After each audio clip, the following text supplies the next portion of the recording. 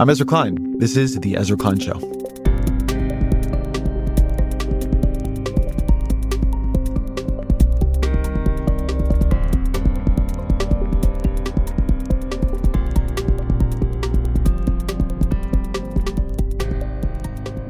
So it's cliche at this point to say Americans are getting lonelier.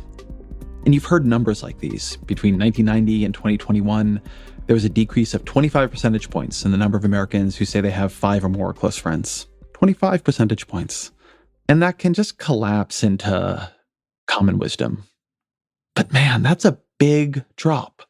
Young adults feel lonelier than the elderly. You should look at data like that and not just say, oh, that's too bad. It should make us say, where did we go wrong? As a country, we got richer and we got much more lonely. There's been this effort to get us to take loneliness seriously. And so you get a lot of conversation about loneliness as a malady, as a public health problem, a look at its neuroscience, what it does to our bodies. But it's also an outcome. It is the result of a structure. It is imposed in some ways by a culture. We make choices as a society about what we value. We chase our jobs, we live far from our families, we move away from our friends, we spread out into suburbs and into single-family homes set back behind fences and lawns, we sprawl out with automobiles. We design for atomization and isolation, and so no wonder we get lonely. But that raises this deeper question of why did we choose that? And what would it then look like to choose otherwise, not just as individuals, but as a society? What would it mean to structure for community? Sheila Liming is the author of the new book, Hanging Out, which diagnoses what she calls a quiet catastrophe. In her view, we're just having a lot of trouble hanging out, being in the presence of others. And that might sound small, but to lose the skill, to have so much difficulty just spending open time with people we love or even like, that's actually a profound problem. And so the book is kind of a manifesto for hanging out, a recollection of what hanging out is like. But I wanted to go upstream of it a bit because I don't want to just say that hanging out is something you should solve by doing more hanging out, though maybe. But we are losing these capacities as a consequence of the structure. And so I want to think about the structure of social isolation. I wanted to have a conversation about what would make hanging out easy. What would make it so we never lost that skill because we were doing it all the time? What would make that kind of community the default rather than a complicated dance of free time and synced Google calendars? As always, my email, EzraKleinShow@nytimes.com.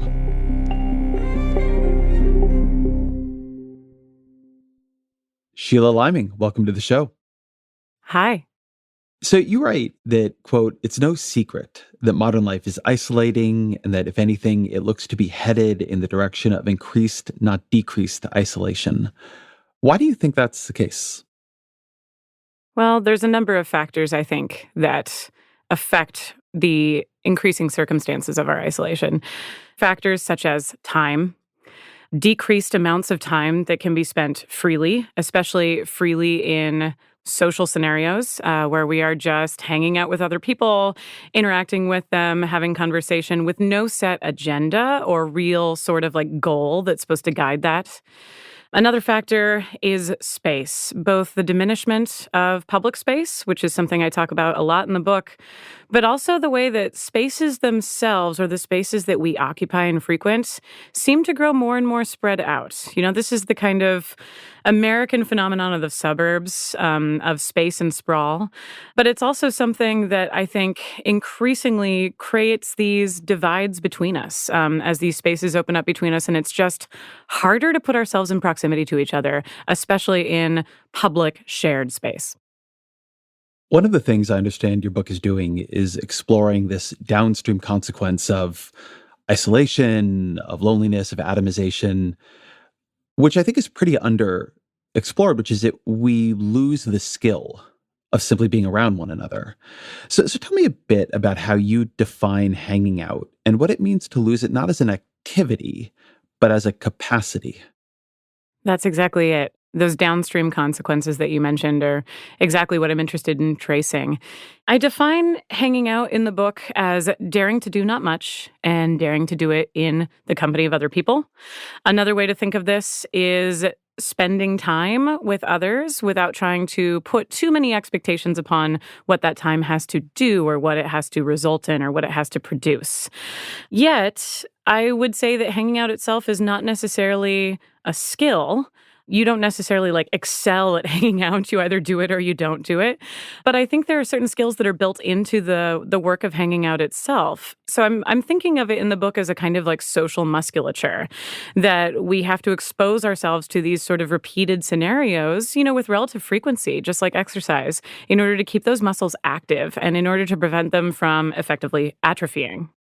One thing I found myself thinking about a lot reading the book is the difference between the kind of time I spent with people when I was a teenager, when I lived in a group house in my 20s, and the kind of time I spend with them now, when we GCal a dinner invitation 3.5 weeks in advance and maybe break it 2 or 3 times before we ever actually make the match. And this doesn't seem to me to be part of your definition, but it does seem to me to be part of a bunch of the stories you tell, which is a sort of formlessness, a space for spontaneity, a way in which hanging out speaks to having the time and the autonomy over your time to just allow things to unfold with another person, as opposed to both being at the tyranny of a tight schedule and a fairly narrowly defined activity. Is there something to that for you? Yeah, absolutely. I think a key part of hanging out is improvisation, like social improvisation, just sort of making things up in the moment with another person or a group of people. And also in terms of music, because I do have a background as a musician, and I think about, what musicians try to do when they're hanging out and improvising in a similar kind of way. But yeah, it involves both time and space. You have to have that kind of free, open, shared space in which to improvise. You also have to be able to get together with people in a room, and that is something that's difficult. Like you were saying, reflecting on earlier periods of your life where maybe that was easy because you already kind of lived in shared spaces or in very, very close proximity to other people. And then as you age, those spaces get more isolating, they get more contained, and they also get further apart. Like I was just thinking as you were talking, Ezra, about how I have a friend here in Vermont, and Vermont's not that big, who I've been trying to hang out with for over a year. It's like we keep making these plans and we keep breaking them, or something comes and gets in the way. And we don't even live that far apart, maybe 30 miles. It's just something we haven't been able to achieve, but we keep trying at it over and over again. I want to pick up on something that was in that answer, which is the 30 miles away and broadly structure, right? You can talk about it as space. It can be a spatial structure, a temporal structure. When I talk about the group house, the point of the group house for me, which I loved that period of my life, is that I lived in a filthy, truly a filthy house with 3 friends. And atmospheric hanging out, that they were just around and their friends were around and their partners were around and sometimes my friends were around and my partners were around. It just happened. It wasn't something I had to do. It wasn't something I had to put a bunch of effort into. For most of human history, we lived more with extended family. We lived with clans. The atomization of this era is pretty unusual. I have a friend, Zarina Agnew, who's both a neuroscientist and works on community living arrangements. And something she talks about is whether you have set the default of your life towards community, and you take the problems that may come with that, right? The sink is dirty. Or you set the default of your life towards isolation, towards space. And we're in an era, and it's an unusual era in human history, that we've really, a lot of us at least, have really set the default against community, towards the values of isolation, of having our own space. How do you think about that structural dimension? Do you think we're in an era of a profound social mistake? That is an interesting way to approach this subject. And it's what I'm going to have to mull on a little bit here. But I think a lot of it stems from the expectation of private property and the expectation of what comes with private property in terms of pride and privacy and distance and, isolation that you get to choose when you want to be alone and when you want to shield yourself from society. As I was researching for the book, I stumbled upon this Reddit thread, and it's where people kind of talk and post photos of like these houses that they found on the internet. They're like amazing looking, and look, there's like no neighbors within like 40 miles or something like that. And I was really, really interested in that about like, what is that impulse towards thinking about that the dream is actually to achieve some sort of isolation where you would not have to interact with or even see other people if you didn't want to. And I think a lot of what it comes down to is fantasies of control, that it feels like we are more in control when we can say yes or no to certain kinds of interactions. Whereas if we are living in close proximity with other people, we have to cede control. We have to cede control about whether the dishes are dirty in the sink and what things look like and how messy everything is. But that itself comes with its own rewards. So like you were saying, it reorients us towards other priorities, community, having those people in our lives, social situations, and yes, hanging out as well. Anne Helen Peterson, who is a writer on Substack, had this really interesting post recently where she was writing about the dream a lot of us have of living near our friends. And this hit me really hard because for the past 8-ish years, both in DC and in SF, I've lived near my closest friend, my best friend from my teenage years. And now I'm going to be moving away, which is a heartbreak. But one thing she was getting at or looking at as people talk about the normalcy of this isolation is that it does have a pretty interesting and unusual class dimension. She spoke to a sociologist, who's Jess Calarco, who said that the average adult in the U.S. lives only 18 miles from their mother, that 80% of U.S. adults live less than a 2-hour drive away. But if you have a college degree or you have a graduate degree, you're much more likely to live further away from home. If you're a dual couple with advanced degrees, you're very, very likely to live far from your family. So there's this way that as people get richer, they seem to get more mobile, they seem to atomize more. And in my experience, knowing a lot of people like that, I think there's a pretty complicated relationship with it, a feeling then you sort of optimize for life in your 20s, and then you have kids and you're like, oh hell, I have no help. I'm losing touch with people. I'm curious how you thought about the class dimension of it. A lot of your book is also about the academic experience, which is distinctive here, but is very itinerant. How did that play in? Well, first, I'm a big fan of Anne Helen Peterson, and I saw that same Substack and read it as well, because obviously I was interested in the issue, and I was interested in thinking about that as I was writing the book as well, about how we prioritize or arrange our lives in such a way so as to prioritize or deprioritize the kinds of social arrangements that I'm talking about. And that includes, being able to get together with friends and hang out in, relatively easy and accessible ways. And I'm an academic, as you mentioned, and in the book I talk a lot about the experience of being sort of forced to move all around the United States as I was working on, building up towards that occupation and towards that job trajectory for myself. And I sort of didn't realize that aspect of the job at the time. I think I'd still had this like kind of idea in my head that I was going to get my PhD, move back to the West Coast and be located near my family, which did not happen. I now live about 2,300 miles away from my family. And, in thinking about the itinerant life that comes with academia, I think part of that relates to what you were just saying about the average American living within 18 miles, I think you said, to their families, residences, but the average American with a college degree living much further away. And I think part of that has to do with this sense of making the experience of a college education and the fruits of that college education in terms of degrees or credentials, making it feel worth it by continuously chasing what we were told to expect was supposed to come out of that degree in the first place. And for some people, that's just ever higher paying jobs. And that means that you have to relocate far away from where you were raised to cities or to centers of industry where you can find those jobs. But for other people, I think it's more about continuing to move along this trail of residence after residence and city after city and place after place to see if you can get that thing that you once dreamed about when you were in a college class at 18 or 19 years old. And so, for me, I talk in the book about having lived in a lot of different states over the past roughly 15 years of my life. And how, for me, that has actually required me to develop certain social habits in order to orient myself or adapt to a new place every time I get there.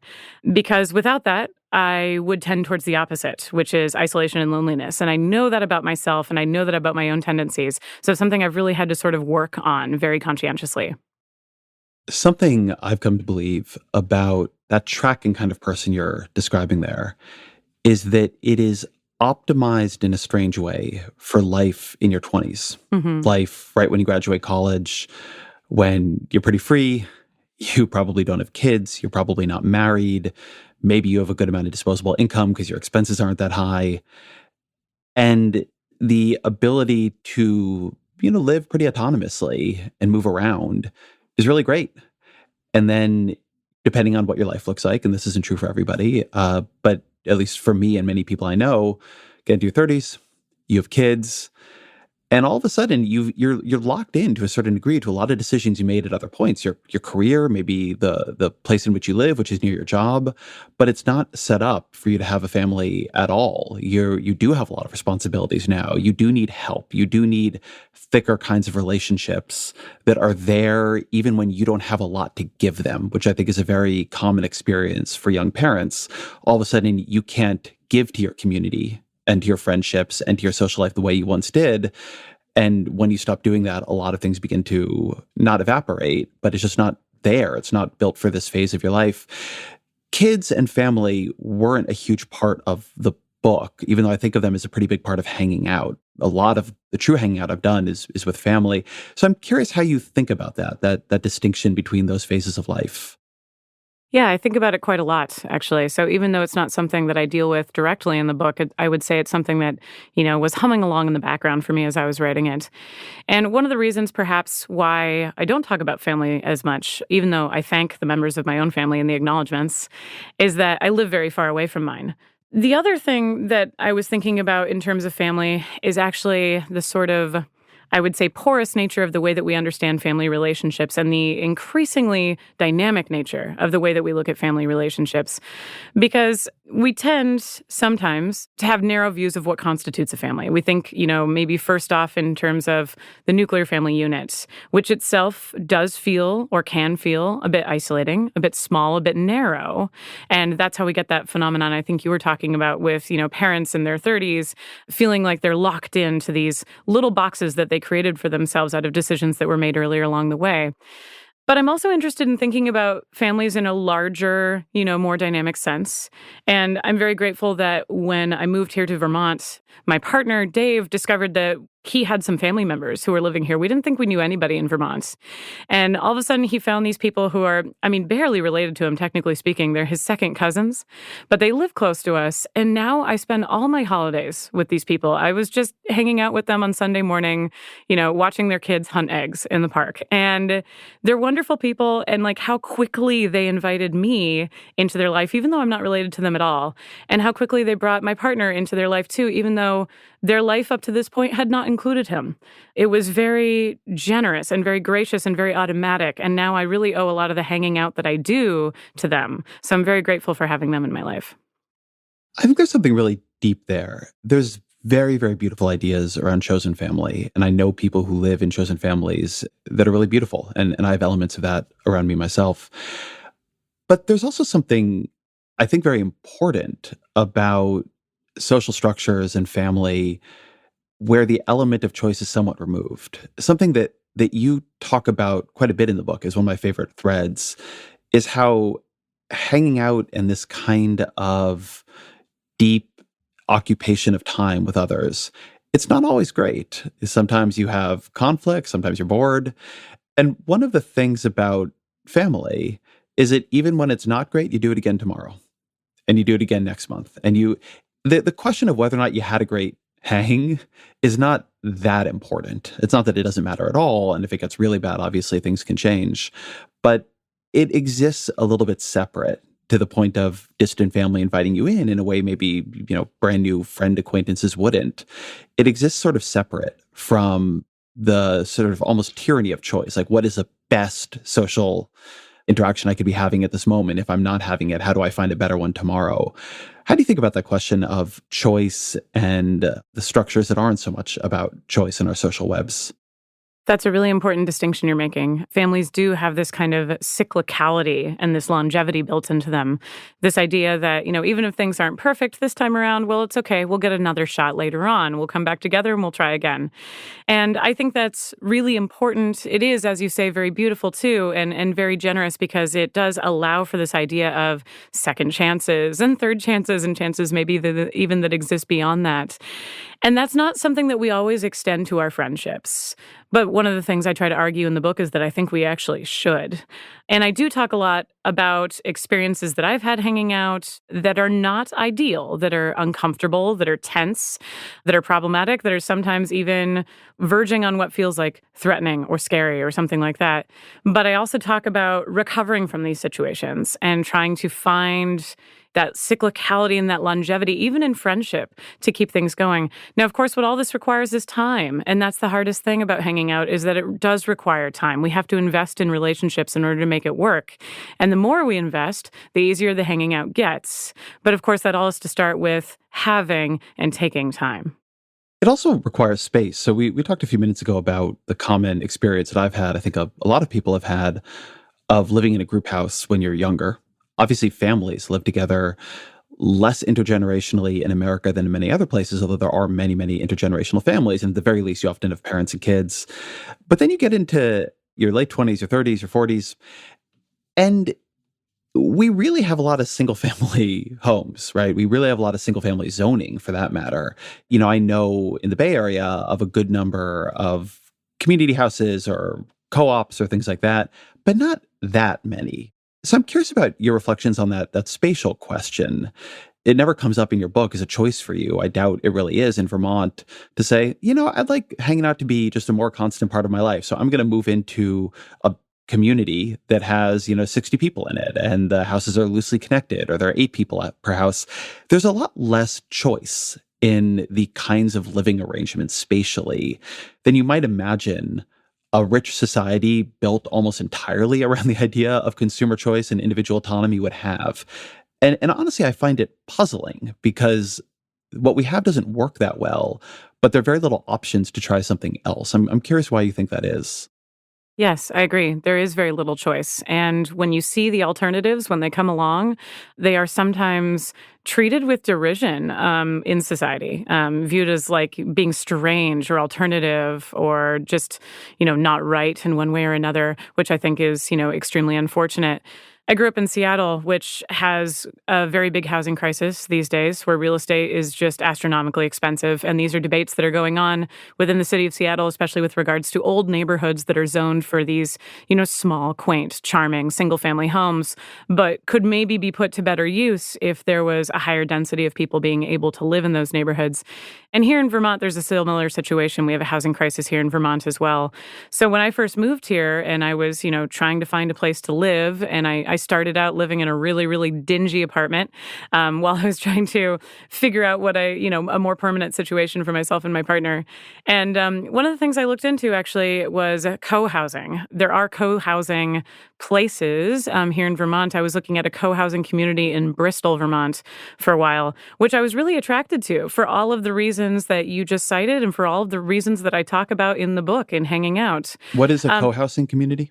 A co-housing community is sort of like, you can imagine it's kind of like condos, right? So there's these structures of these condos that are built. Many of them are like physically attached to each other, and you own your condo, but your condo itself is sort of small. And then within the community, there are shared resources like gardens, and there's a social hall, and there's a community kitchen, and things like that. So you sort of trade, having a lot of private space for having access to these other shared public spaces that are then part of your living arrangement. So I was interested in the idea. The problem for me was that it was just too far of a commute for me. And so now we're back into the problem of distance again, because I have to report to my job, which is in Burlington, and this was just too far for me to drive, unfortunately. I am grateful that where I ended up in Vermont, I do have really wonderful neighbors. And in building relationships with my neighbors, I feel like I'm getting closer to the kind of hanging out that I had envisioned when I started to look into those kinds of housing options. Something that jogs for me as a memory. I remember when I was late in high school, probably senior in high school, and was going to go to college next year. And I remember being told by enough people in my life, older people in my life, that I found it genuinely unnerving. I thought about it a lot. To enjoy these next 4 years are going to be the best of your life. The best of your life. I heard this so many times, it actually began to freak me out that I was about to have, like, this was going to be the peak, right? The peak was coming. It had a defined window and an end. I don't find college to be the best years of my life by any means. But I have wondered quite a bit if one of the reasons people feel that way about it, one, there's a lot of space and time for you. You don't have that many responsibilities and you have a lot of autonomy over your time. But also there's a lot of constant community. Some of it's annoying. You don't always like the people. The dorms are dirty. You can, hear people in the next room. But there is this way in which we have a tremendous cultural pressure on home ownership. I mean, the number of people I've known who are obsessed with buying a home, even though it's clear to me that economically and in terms of their life, they don't know where they want to be. They shouldn't get a home, but they feel like that is a marker of adulthood. If we have created a cultural pressure towards atomization that in quiet ways has just made a lot of people very unhappy, makes them look back on periods of their life that were more in community much more fondly. But at the same time, if you suggested to them they should live in a group house now in their 40s, they would look at you like you're crazy. If you suggested to them they should be in a dormitory style arrangement, even if they're, single, I mean, that would be a huge step back. That would be a regression of an immaturity. That there's something about the way our cultural stories interact, but also the way the unbelievably rich literature on social unhappiness and loneliness shows up that just seems very like an obvious problem, but that is not treated as one. We treat loneliness as a problem, but we don't really treat the social conditions that give rise to it as worthy of any real revision. Yeah, that's exactly it. I think in American culture in particular, privacy and private space are synonymous with pride. They are viewed as the basic ingredients for pride, and that it's difficult for you to achieve dignity or to feel proud of yourself if you lack them, which is problematic, of course, on many levels, and one being the epidemic of loneliness that you just talked about and which I talk about in the book, too. And it makes me think of interactions that I have with the college students that I work at. I'm a college professor here in Burlington, Vermont. When new students show up on the campus in the fall, there's often a period of discomfort and adjustment. I can't tell you how many times I've had a new student, a freshman, in my office in the first week or second week of school crying because they're struggling to make this adjustment to a more communal style of living that is less private than what they're used to, maybe less luxurious as well, and also just, has some new challenges associated with it. I've coached a number of students through that change a bit, just of course telling them the things you tell them, which is like, don't worry, it gets better. You're going to get used to it. You're going to discover, fun people and things to do and stuff. And 9 times out of 10, that's exactly what happens. And the next time I see them again, a month later, they have all these new friends and they're happy and they're excited and they're doing things and the world is opening up to them. So that period of adjustment usually resolves itself and goes away and things end up being okay for them most times. But I'm interested in the discomfort that they experience there right away, because I think you're right. There is something about it that feels just anathema to the way we live in American culture.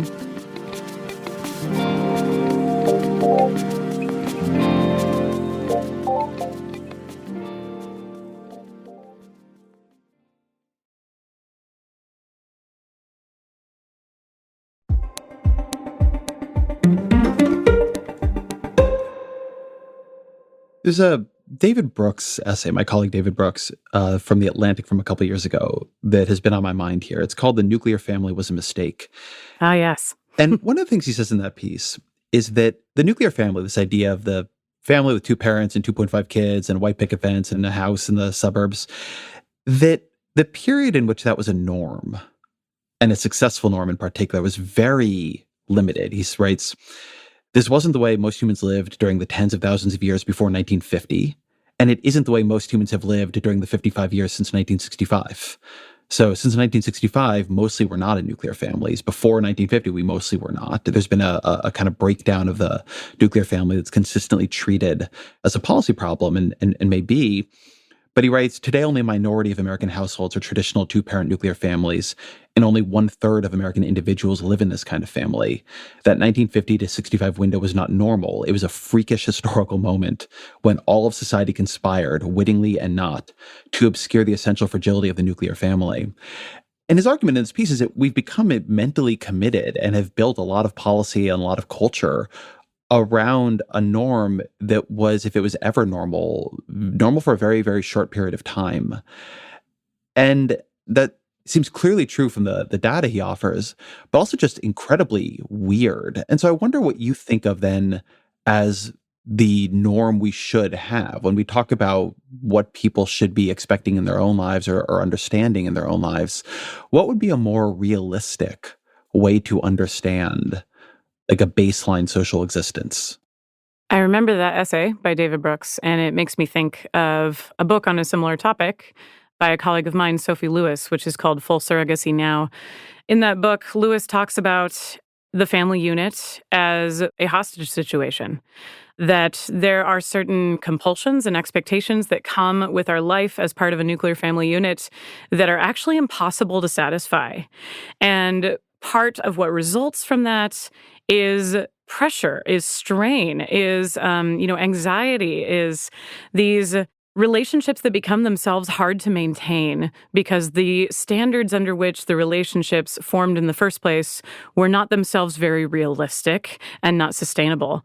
So, in that book and building off of Sophie Lewis's arguments in it, I think that something comes closer to an ideal is something where the family structure is seen as a little bit more porous and open, as inviting to outsiders and to people beyond, of course, the immediate structure of the home itself. And that's part of what, I really try to argue for in the book, which is hanging out with people outside of that immediate family cluster as a kind of release from the claustrophobia of the family environment. I think if we think back to the COVID pandemic, many of us will recall how difficult it became to live in relationships that we had even chosen or relationships that we really put a lot of love and care into, when that was the only relationship that was available to us or the only people that we were able to actually interact with. And it became really, really hard. So if we, continue to sort of enforce that as the standard of society, that kind of small-minded claustrophobic type relationship, then we are going to see, similar sources of stress and strain. And I think as a sort of antidote to that, hanging out can be used to open up the sphere of the family a little bit and put less pressure on everybody. One of the ideas that I talk about in the book for that reason is even hanging out with strangers, being able to exist in public space and talk to people who you don't already know or don't have an immediate relationship with. I want to keep a class dimension to this. I haven't read the Lewis book, which sounds very, very interesting. But a point Brooks makes and a point I see, and something that when we talk about the nuclear family seems unambiguously true, is that we have this ideal, as you just said, it creates stresses and expectations that are unrealistic. And richer people buy their way out of it. The way David puts it is richer people basically buy extended family. They buy childcare, they buy cleaning, they buy, to some degree, even friendship and activity. And during the pandemic, we saw also a very intense version of that as, you had a lot of richer remote workers who could be at home and a lot of, quote unquote, essential workers who could be paid to take risks that others were not taking. So I'm curious about, for you, class and community and hanging out, how those things interact. Yeah.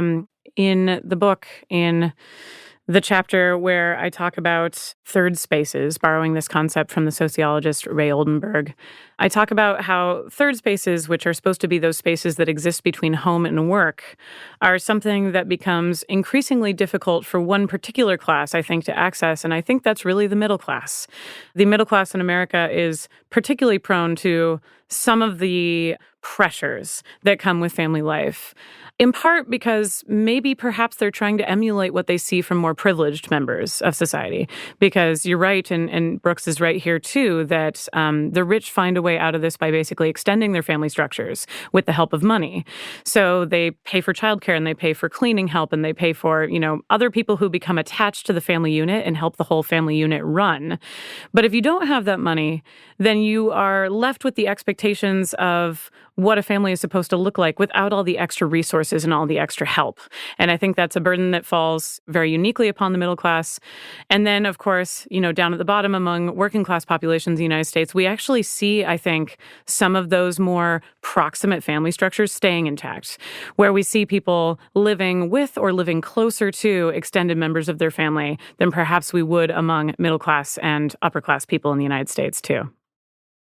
I want to talk too about the age structure of this. I was pretty surprised by this recent study by Cigna that found that almost twice as many adults aged 18 to 24 reported feeling lonely versus seniors aged 66 and older. So 79% of young adults and 41% of seniors. And by the way, 79% of young adults feeling lonely, I mean, that's really bad. And you can attribute some of this to the pandemic, but this structure of young adults feeling lonelier than the elderly was consistent in pre-pandemic research too. So you teach college students, as you mentioned. I'm curious what you observe about how people in that age group, which I think are canonically and stereotypically understood as the most social, what kind of trouble they're having socializing, not socializing, how you understand the particular loneliness epidemic among young adults. Oh, they're having a ton of trouble. And I think it's, of course, partially related to the pandemic and the fact that the pandemic is not completely gone. But I think it's also related to optics, because we have far more ways now and many more mechanisms by which to see what hanging out and social life is supposed to look like for other people, which means we have far many more ways and tools for comparison with ourselves against those models that we see. Whether that is, on social media, when it's on Instagram or Facebook or something like that, or whether it's on television. And talk about reality TV in the book as being one way that we kind of eavesdrop on other people's social lives. Or, various mechanisms, whatever it happens to be, most of them which are attached to a digital interface. And I think this is partially what makes hanging out hard for younger people. But at the same time, I also think it's part of what makes the optics of hanging out just look more impossible. That even when it's happening or even when you have access to it, it's just more difficult to find your way into it. And as an example, I think about what an average college classroom is like these days when I walk into the room before the start of class. And generally, when I walk into the room at the start of class and there's a lot of, young people and they're getting ready to start class, it's dead silent and, everybody's staring at their phones. And I don't blame them. And what they're doing is they're talking to people most of the time. They're talking to someone who is somewhere else, who is, going to have a conversation with them, who's going to talk with them about their day, who's going to help them process whatever's going on in their life. And I don't think it's a lack of a realization that they could have the same conversation with the person sitting next to them. I think it's more about a fear of the risk that comes from doing that there's this kind of public exposure that's going to happen, or you're going to be judged in the act of trying to start a conversation with somebody you don't already know yet. Ooh, I think there's a lot of places to go here. Let me pick this one, which is, do you buy the view that it is a substitution, digital social relationships, that in some ways social media was built off of the social graph, right? Originally, Facebook rolls out at college campuses, it's your friends. Early Twitter, takes off as people use it to make plans with each other. Because I feel like people forget this, and a lot of people are too young to remember it. But it used to be hard to text a lot of people at once. Like, that was not an easy thing to do. Or early texting didn't really have that quality.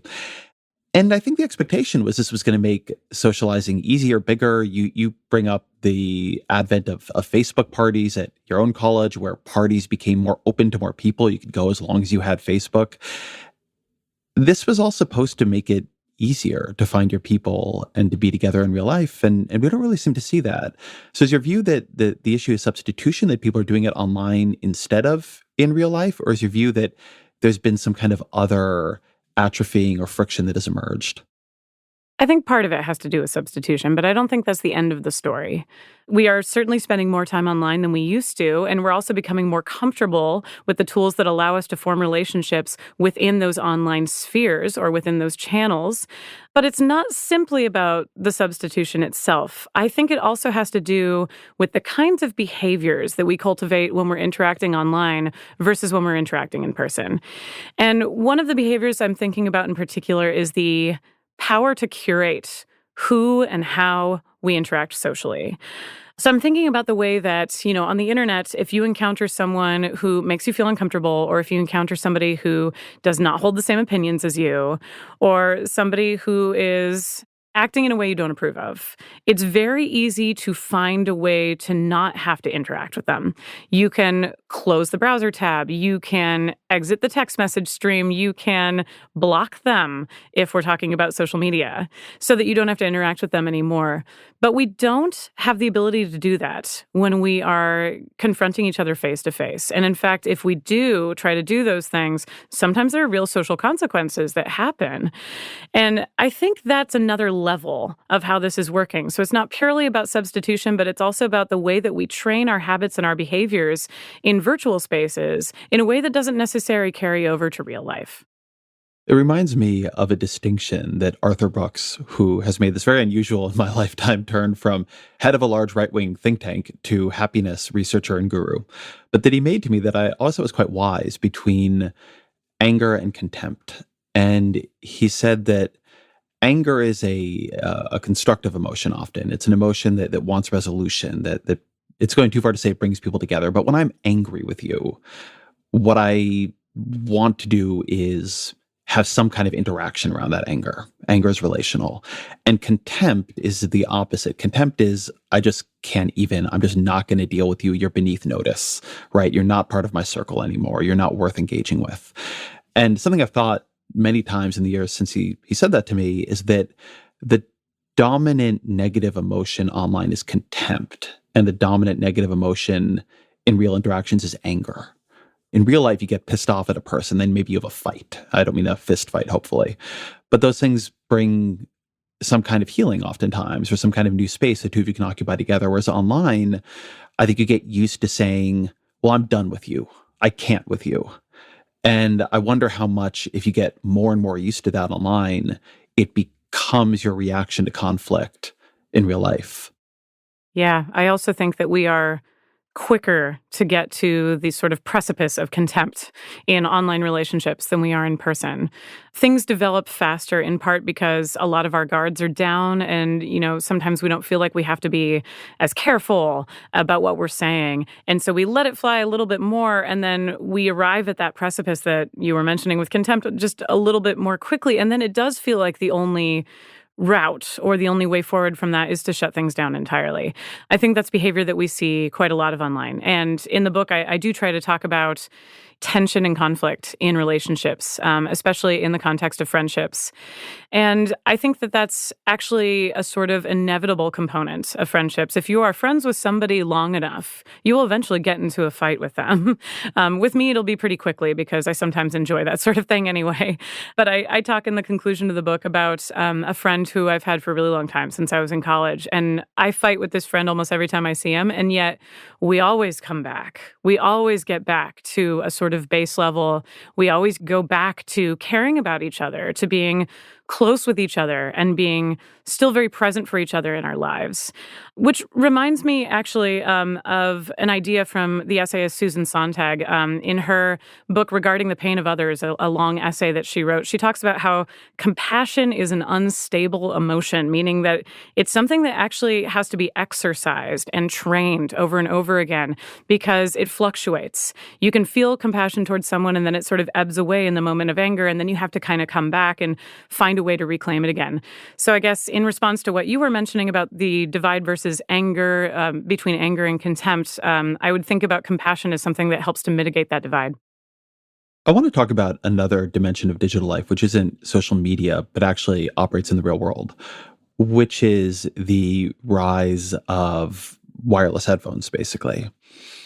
And look, you can go back to the advent of the Walkman, which is, for people who don't know, the original tape player produced by Sony.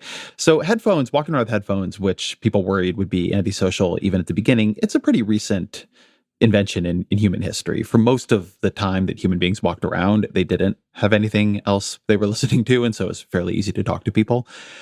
But even when I moved to DC in 2005, and, I was in my early 20s, I was single, I remember there being or feeling like there was much more open space to just talk to somebody who might be sitting at the table next to you, or maybe there still is that at bars. I'm not exactly sure. I'm not a big bar goer now, but it felt to me like the idea that you would walk up and talk to somebody you didn't know in, what you're calling a third space, in a coffee shop, in a park, that kind of thing.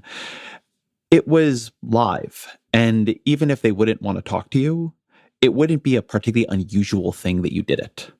And now, and I don't exactly know, but I think it's sort of the opposite. I mean, the idea that you would bother somebody while they have their AirPods in, it's such a larger social ask, and it is overwhelming, so much clearer a signal. Now, maybe it's better. I'm sure a lot of people got bothered when they didn't want to, but the reduction in just normal neighborly interaction, just like, talking to somebody while you're in the checkout line instead of listening to this podcast, which I hope is what you're actually listening to in the checkout line, there's got to be a pretty high cost. And it feels like a change that has happened even in my lifetime.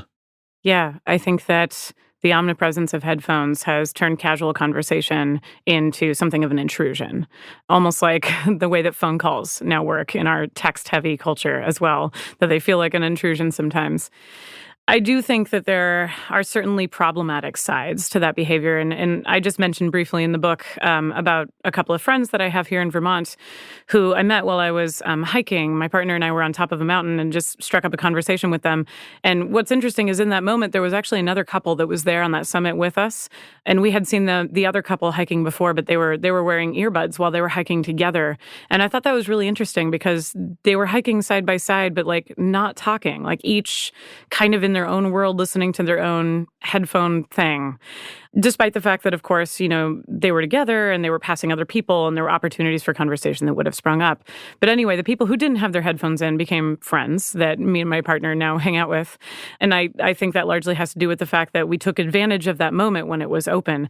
But headphones make that harder. They make that act of taking advantage feel like a risk, like something that might result in social censure of one kind or another. I think of this often when I'm at the gym, because the gym is now a sphere, of course, that is completely ruled by headphones.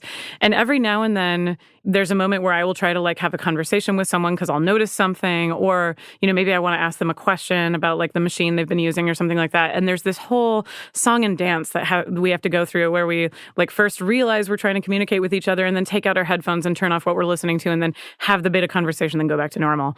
And it's really awkward. So I know that headphone use developed in part as a response to the awkwardness of living in the modern world, where we are just assailed by sounds all the time that we don't get to curate or control. I know that it developed in response to that. What's interesting is that it also makes social interaction more awkward too, because it makes it so that you have to take a step back in order to start that whole thing again once it starts running and you realize that somebody's wearing headphones.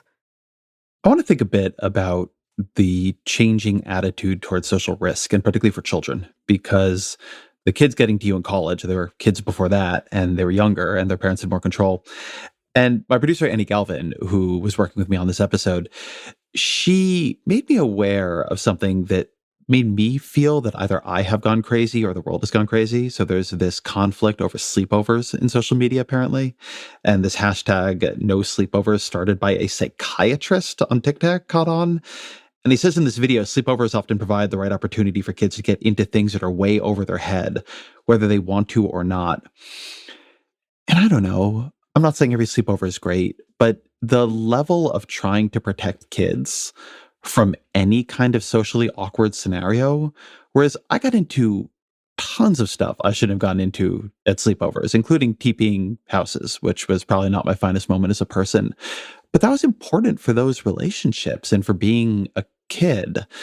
And a lot of parents seem to have defaulted into an almost terror of social awkwardness or misbehavior or danger for their children, which at least seems to me to be contributing to this much larger danger of terrible teen mental health and self-harm. But I guess to hold this on the sleepover thing, I'm curious as what you think when you hear that, this fight over sleepovers. Well, first of all, I was not privy to this conflict, so this is the first time I'm hearing of it, and I do find it kind of interesting. Awkwardness is part of our emotional landscape. There's no real way to avoid it. It's just something you are going to run into at various points in your life anyway. So I think the idea of shielding anybody, a kid or anybody else, from awkwardness is itself sort of silly, because that awkwardness is just going to take place all the same under different circumstances. But yeah, like you made me think back to childhood sleepovers briefly. You made me think back to summers when I was a kid, when I would go to a sleepover at a friend's house that would end up lasting like 3 days or something like that, when we didn't have school. And I would just sort of continue to exist in this other family's life for a few days. And my parents knew where I were and they were okay with it. And vice versa would happen at our house too. But I do think of the sort of improvisational behavior that resulted at those sleepovers, none of which was, dangerous enough, I think, to really count against us in the long run, but a lot of which I think was formative for the relationships that I had with my friends at that age, and also for the person that I was working on becoming, which is a slightly more autonomous individual as I was growing up and aging and everything. So the risks of sleepovers, that's an interesting subject to me, and it's not one I had been exposed to until now. But risk is interestingly a big part of your book. I would say that an unusual number of the stories, given what I would have expected, involve some level of risk. There's a story on a New Year's Eve where you fall in with a bunch of strangers and you're going bar to bar and then eventually to a house party and you realize at the end you're somewhere maybe you shouldn't be, or at least you don't know how it's going to turn out. And it turns out okay, but there is a real element of fear there. You talk about an academic conference where a more established academic puts you, let's put it this way, like in a situation he shouldn't have, and tries to do you some, I think, reputational harm. There's a story about almost falling off a mountain and dying that, and even when we talk about AirPods and, a lot of people didn't want random guys coming and hitting on them or random people coming and talking to them. So there is this interesting way in which the downside of a more openly social and spontaneous life is a fair amount of risk and even sometimes real harm. I'm curious how you think about that. Well, I'm not sure about the real harm part. And that's something that I do try to explore in the book, is thinking about what do we fear when we are afraid of these types of risks? What are we concerned is going to happen? And what I conclude, at least in many cases, is that the risks themselves are pretty minimal. Now, sometimes we're talking about real bodily harm or risks, but I think those are in pretty extreme examples and cases. And they're probably more linked to the fears that we have partially developed from the stories we've heard and maybe even from the media we've consumed than they are from personal experience.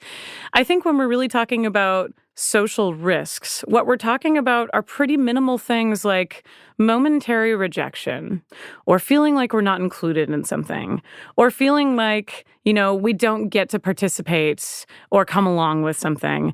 And those are things that can certainly hurt in the moment, but they're also things that we get over if we, simply just try again and put ourselves out there once again. They're experiences that I would say don't necessarily need to last all the time or to do us permanent harm. I think sometimes what we're afraid of is that, they might, but in the long run, that happens pretty rarely, I think.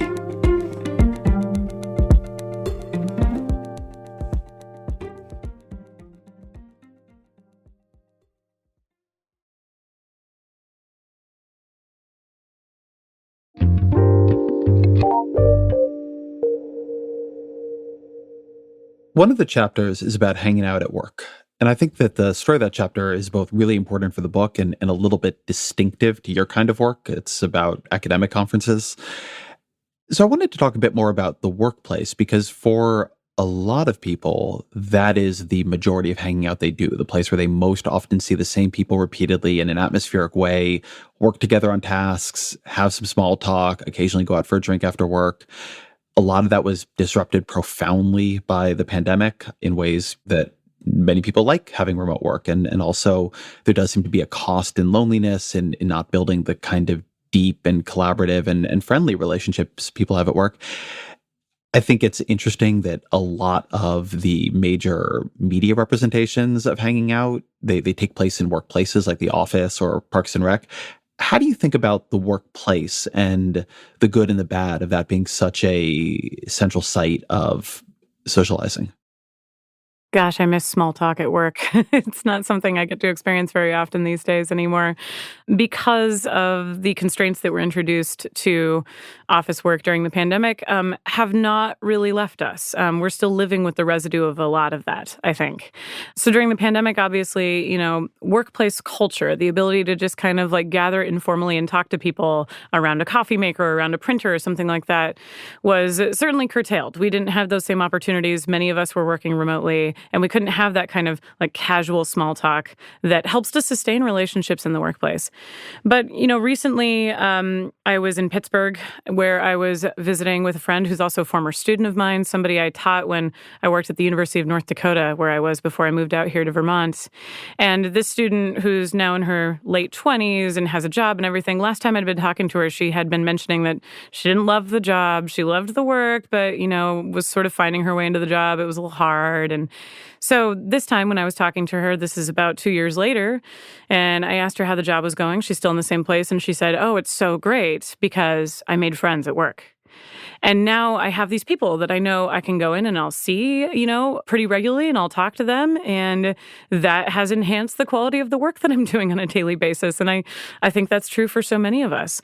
But what makes it difficult is that the arrangements of work have really shifted. They shifted during the pandemic, of course, and then they never really shifted back, at least not entirely. There's been that ongoing debate over getting workers back into the physical workplace and having them use the space of the office versus those who would like more autonomy and the ability to work from home. But at the same time, too, one thing that has happened as a result of that debate and that ongoing discussion about working conditions is that hours and schedules have shifted. So some people use their physical workspace, but they don't use it all the time, or they don't use it consistently, or they use it for a few hours and then they leave, or only on certain days of the week. And with all that inconsistency, it's really difficult to develop work relationships. It's hard to have that small talk and those casual interactions, and it's hard to just run into people in the hallway. That's something that I'm still experiencing at my workplace, even though we are back to full instruction on campus and things are sort of back to normal in that sense. I do wonder how big the cost of that is. So when we talk about work relationships, it's easy to hold to that conceptual box. But when I think about my own life, I moved to DC when I was 21. The people I got to know were my functionally like cubicle mates at the American Prospect. We used to go out to the Black Rooster, which was a nearby bar, almost every day, which I'm not saying was the healthiest behavior. They became my good friends, and through them, I became friends with their friends who did not work with me. I then had this sort of sprawling network of friends in DC who I loved and who I love. It's through them that I met my now wife. And so things that begin as work friendships don't always stay there. I mean, that is really porous. You get to know somebody at work and then you get to know their friends when you come to watch a football game at their house on the weekend. And there's a lot that is good about remote work. I work remotely now and I actually like it quite a bit. But I worry that given how bad isolation and how many decisions, to go back to the points we were talking about at the beginning of the conversation, we've made towards atomization, to atomize our work lives too, is in a world where we're already seeing really, really profound consequences of lonesomeness. I mean, that might be a bigger trauma or a bigger social cost than I wonder if we realize. Yeah. In this way, I would say that the issue of working in offices or on-site actually compares to the issue we were talking about earlier with headphones. There are certain pros, and the pros include more autonomy, a little bit more control, the ability to curate what one experiences in certain situations. But then there are cons, and the cons are loneliness, lack of attachment to the social world around you. And sometimes I think that can manifest too as, lack of attachment to one's own job, or feeling like they're not connected to something bigger, that they're merely just kind of toiling away by themselves in isolation. And that is a very alienating feeling. And I think about that a lot too. My partner these days is full remote and works from home. And when I come home from campus and I talk to him, I see, what his workday has been like in his energy level when he sees me come in the door, and he's sort of like an excited puppy and he wants to talk about like everything that's happened during the day because he hasn't had the ability to do that with anybody. And I worry about the social consequences of that too. And I also worry about our ongoing connection and investment in our jobs, particularly in the companies that we're working for as a result of that. I think across a lot of the domains we're talking about, what you're describing is a choice we often make away from short-term annoyances. In the short term, your family and living with other people can be kind of annoying. In the short term, having a lot of people around you at work can be kind of annoying. In the short term, there's all kinds of things about social relationships that are annoying. In the short term, having strangers interrupt you while you're on the street or in the checkout line can be kind of annoying. And one of the great things about a society with a lot of choice and technological possibility is we're really good at getting rid of annoyances. And when somebody gives you an opportunity to get rid of something that is routinely annoying, you typically take it. But when you begin to remove so much of the friction of life, you end up robbing yourself of experiences that require a fair amount of annoyance to get to something deeper, right? I think family is probably the best example. That's not that I find my family annoying. You're all wonderful. But there's a lot in our social lives that does work like that, a lot in every relationship that works like that. And so I guess I'd like to hear you talk about that trade-off a bit more because it is present in your book. I mean, it's something that was unexpectedly there, at least for me. And I wonder how much you understand the underlying dynamic of this as being about we keep trading off short-term comfort for long-term meaninglessness or emptiness. Yeah, that's a big part of it. I think you're right in thinking or in describing it as a kind of trade-off, that we opt for short-term, or we might even think of it as instant or close to instant gratification at the cost of what we can achieve in the long term. And I would argue that hanging out is all about the long term. It is about crafting relationships, putting time and energy and investment into relationships so that that kind of social interaction can come to us more easily and without that kind of burden that like, well, we have to make this right because this might be our only chance that we get to try to do this for a year or multiple years or whatever it happens to be. So it's about, developing that musculature so that it's easier to get back into the moment and back into the behavior itself, which is a long-term process. And it's not something that can be accomplished instantly or in the short term. Psychological studies have taught us, over the years that when people are very, very distracted, they tend to make less good decisions. They tend to opt for short-term rewards instead of long-term rewards. And I think that's part of what we see in contemporary society is that with a lot of distraction and stimulus and constant input, we are often driven to opt for those short-term rewards, even sometimes at the cost of what we might achieve in the long run. I wanted to prompt you to tell a story that you tell in the book that moved me quite a bit, which is a little bit of a strange story because it isn't about hanging out with another person in person. But can you talk a bit about the letters the Finnish author Tove Jansson wrote to her friend during World War II, what the context for them was, what they were like, and what they did? Absolutely. I'm quite obsessed with Tove Jansson, with her writing, with her art. I've never read a book by her that didn't completely change my worldview or my life, and I'm just really impressed by her intellect. But I talk in the book about her letters that she wrote to a friend named Eva Konnikova over a period of really about 8 years, while the two had been separated as the result of incidents relating to World War II. So Eva Konnikova was of Jewish extraction. She and her family ended up fleeing Finland, which was sort of experiencing a lot of the turmoil of World War II during that moment, and Konnikova and her family relocated to the United States. Tove Jansson, who had known Eva Konnikova through their mutual art and creativity, was forced to keep in contact with her friend through letters. And about 2 years ago, or maybe about a year and a half ago, I can't even recall, I started reading this collection of letters, which is just really, really stirring and beautiful. Wonderful writing from Tove Jansson, but just shockingly intimate. The way their relationship forms on the page, but also the way their relationship sort of stays in motion and stays current through the act of letter writing. Now, what's especially interesting about this whole thing is that on both sides, Tove Jansson and Eva Konnikova were often not receiving each other's letters.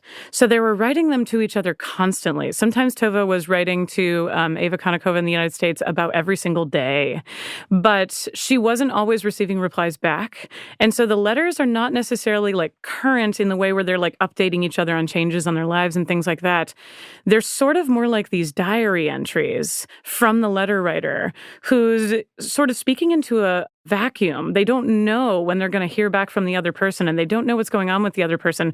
There's a while when Tove Jansson doesn't even know if Ada Koenig is still alive. But she keeps writing these letters to her, and she has these very, very intimate ways of keeping her memory with her, of talking about walking through the streets of Helsinki and imagining that her friend is by her side. And then eventually, after years and years of correspondence and a very, very long separation, they did eventually reunite and got to see each other again after that long period. One of the things that story made me think about is the possibility or the experience, perhaps, of hanging out with another person alone. So I've always been jealous of people who were in more letter writing cultures. When you go back and read old books about kind of any figure, you read these beautiful letters, these amazing kind of acts of self-processing. Writing a letter to somebody else does in this weird way seem like hanging out alone, because you have this imagined audience, and so you talk as if to them, but you have this focus of attention for yourself. And I always wonder what biographies of figures from our era are going to be like. It's going to be this endless, like, and Elon Musk put a poop emoji, in the text thread to so-and-so. But a couple months ago, or, over the summer, I broke my hand, and all of a sudden I couldn't really text. And so I started communicating with some friends and family through voice notes. And they got long. And it turned out lots of people are doing this before me. And I'm an elder millennial and only figured this out very late. But I was really struck by how intimate that experience was. Because, you'd sit there and record for 5 or 10 or 15 or 20 minutes, something about your life and your thoughts. And it is this weirdly deep experience. And then you would give the other person the attention when they brought that back to you. And it was solitary, but it was also communal. So I'm curious for your thoughts about what are the structures or mediums in which we hang out productively or intimately with another person alone. What kinds of things give rise to that? And then what kinds maybe don't? Yeah, writing is certainly one of those channels. Writing is the act of trying to create a record of your understanding of something. And that is true of a letter as much as it's true of a book or a poem or any other form of writing. The difference, of course, with a letter is that you presume you have some kind of very specific audience that you're writing for. But with the example that I brought up with Tove Jansson, that audience was very, very far removed, and she had no idea when the audience was even going to receive and read the letters. So it did become, I think, this kind of act of like record keeping, of thinking about what was going on with her personally, of responding to what was going on with the war, processing those events, processing a lot of trauma and struggle that came out of the war too, and then doing it for the sake that, well, eventually somebody else may be able to read this and join in the processing with me so that we can do that together. And I think that's part of what we do when we hang out in these more intimate scenarios, one-on-one, is we try to process things together and we bring someone into that work with us. I grew up in the 1990s, which was really like the telephone generation for teenagers my age at that time. And I think about how much time I used to spend on the telephone at that age. I was lucky enough that, I had my private line that my parents got me, which was like a rite of passage for teenagers at the time period because we didn't have cell phones. So I had like my private house line, and I used to have like 4, 5, 6 hour long conversations with people on the telephone back then, which was all about getting to know somebody and having them help me process something, whether that was, related to relationship turmoil or friendship issues or stress at school or whatever it was.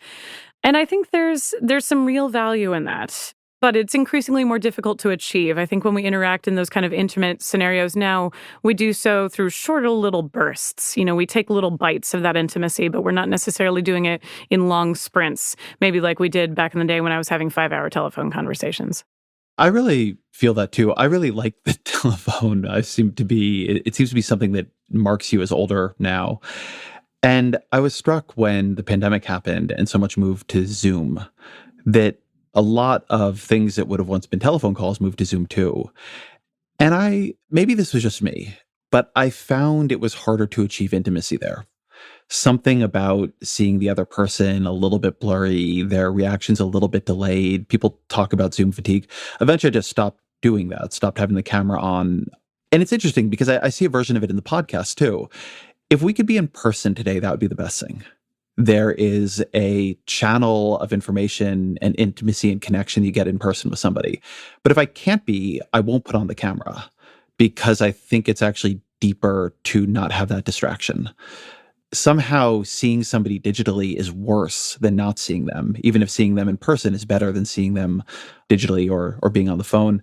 One, I'm curious if any of that connects for you, but two, why you think maybe the phone gives rise to an intimacy that, maybe texting doesn't or some other mediums don't.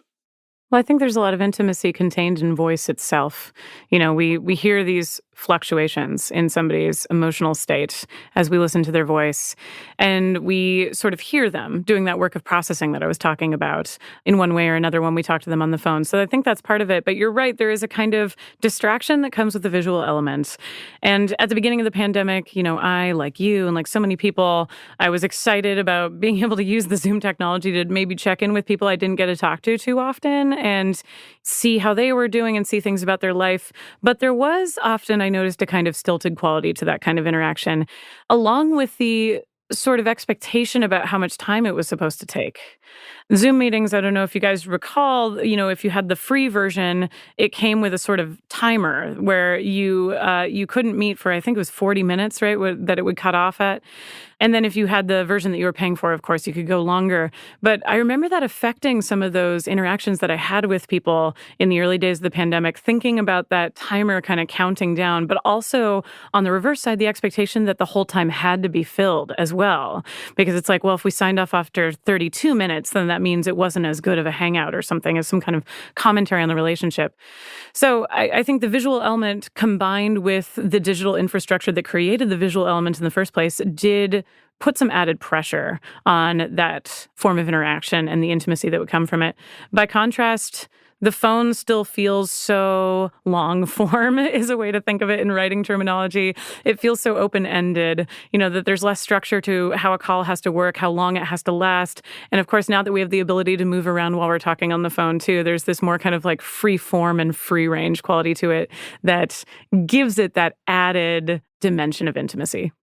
I think it's a good place to end. So always our final question. What are 3 books you would recommend to the audience? Okay, I'm prepared. I have 3, and they're all relatively recent, but very different in terms of content. So my first recommendation is a book by Teju Cole.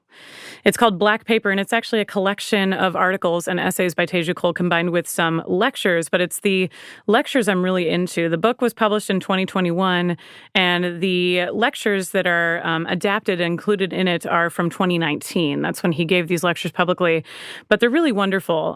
They're quite beautiful, and in a number of lectures, he's thinking about concepts like ethics in the modern world. And there was a moment in one of the lectures where I noticed him talking about ethical sensibilities, which he argues require periodic exercise. And that just reminded me of thinking about hanging out. So that's my first recommendation from Teju Cole. My second recommendation is a very difficult book, but worth it if you have the stamina. It is a book by Lauren Berlant, the famous critic and theorist who unfortunately passed away just recently, and this was published posthumously in 2022. The title of it is On the Inconvenience of Other People. And in that book, Lauren Berlant, from a philosophical angle, basically tries to unpack the phrase from Sartre that hell is other people. And thinking about that phrase through the lens of inconvenience. And one of the things that Berlant argues very eloquently is that inconvenience is itself political because it registers along this spectrum of political affects and feelings, but it also invites an awareness of like political expectations, rights, privileges, freedoms, etc. Okay, and then the third book is lighter reading, but still very wonderful and very fun, which is a novel called The Hare by Melanie Finn, a Vermont writer, published in 2021 by the wonderful small press out of Columbus, Ohio called $2 Radio. And this book is basically a feminist gothic thriller. It is super fun. It's very dark. It's gorgeously written. And it was on my mind because I'm actually teaching it in a class this week. So I get to reread it. I read it a couple years ago when it came out, and now I'm rereading it again. Sheila Liming, thank you very much. Thank you, Ezra.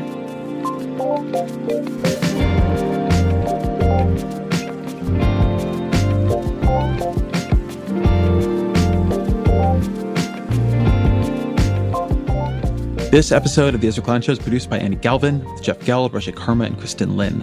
Fact-checking by Michelle Harris, Mary March Locker, and Kate Sinclair. Mixing by Jeff Geld. Original music by Isaac Jones. Audience strategy is by Shannon Busta. The executive producer of New York Times Opinion Audio is Annie Rose Strasser. And special thanks to Sonia Herrero and Christina Similuski.